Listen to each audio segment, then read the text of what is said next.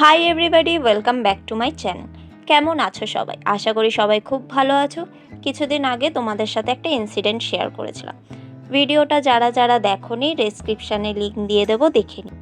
তো সেই মাছের রেসিপি আজ তোমাদের সাথে শেয়ার করতে চলেছি। হ্যাঁ, জানি ভিডিওটা আপলোড করতে একটু দেরি হয়ে গেছে, তার জন্য খুবই দুঃখিত। আজকে বানাবো একদম ট্র্যাডিশনাল দারুণ স্বাদের শোল মাছের কষা, আলু আর চালমগজ পোস্ত বাটা দিয়ে, যেটা খেতে জাস্ট অসাধারণ হয়েছে। তবে বেশি দেরি না করে চলো দেখে নিই কী কী লাগছে আর কিভাবে বানাচ্ছি আজকের এই শোল মাছের রেসিপিটা। প্রথমে মাছগুলো ভালো করে ধুয়ে নুন হলুদ মাখিয়ে কিছুক্ষণ রেখে দিয়েছিলাম। এটা খুব গুরুত্বপূর্ণ, তাহলে মাছের ভিতর অবধি নুনটা ঢোকে। এবার কড়াইতে তেল গরম করে তাতে একটা একটা করে মাছগুলো দিয়ে ভালো করে গোল্ডেন ব্রাউন করে ভেজে তুলে নেব। বেশি কড়া করে ভাজবো না। এবার ওই তেলের মধ্যেই আর একটু তেল দিয়ে তেলটা গরম হলে ফোড়নে দিয়ে দেব জিরে, তেজপাতা আর শুকনো লঙ্কা। ফোড়ন থেকে একটা ভালো সেন্ট বেরালে আগে থেকে কেটে রাখা আলুগুলো একে একে দিয়ে দেব।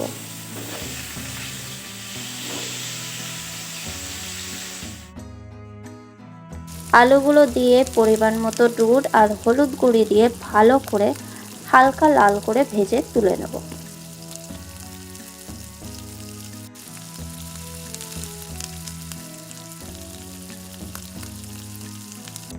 আর একটা সাইডে একটা বাটিতে মশলাটা রেডি করে নেব।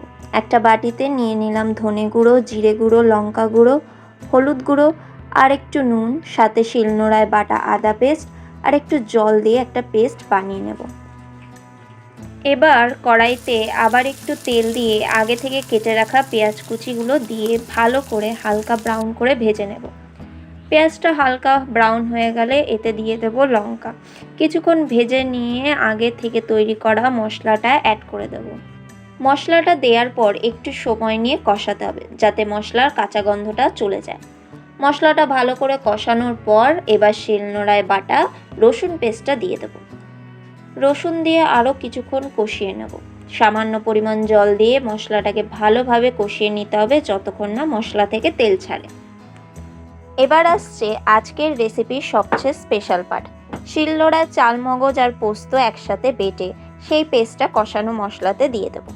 চালমগজ আর পোস্ত বাটা দিলে ঝোলের টেক্সচার একদম ক্রিমি হয়ে যায়।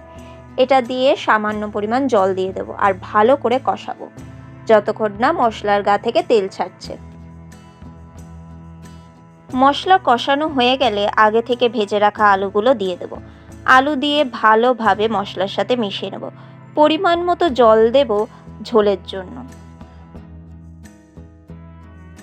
জলটা একটু ফুটে উঠলে এর মধ্যে একে একে আগে থেকে ভেজে রাখা শোল মাছগুলো দিয়ে দেব।